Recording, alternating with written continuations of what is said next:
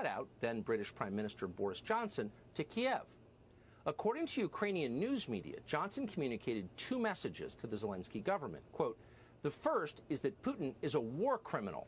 He should be pressured, not negotiated with.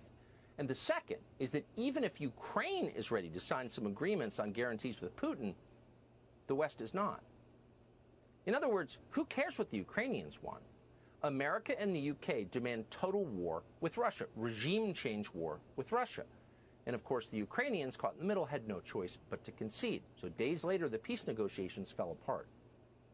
This was virtually unreported at the time, but it was the turning point in the war in Ukraine. A war designed to topple Vladimir Putin, just like we toppled Saddam Hussein, and then hoping for the best afterward. That is clearly insane and dangerous. But that's where we are. And from that point on, everything changed.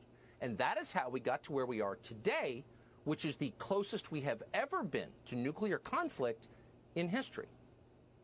This week, President Zelensky of Ukraine gave an interview to the left-wing newspaper, The Guardian. And in it, he casually called for the United States to nuke Vladimir Putin.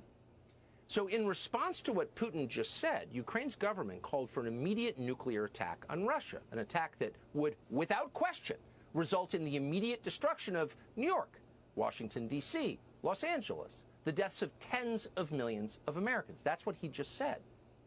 Sane people do not talk this way, ever. Only Tony Blinken and lunatics like Toria Nuland really want that.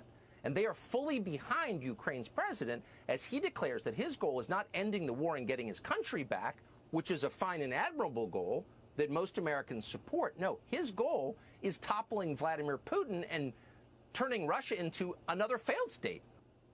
So a corrupt Eastern European authoritarian leader in a T-shirt is lecturing us about the community of nations. It's about regime change. Specifically, they're demanding a nuclear strike.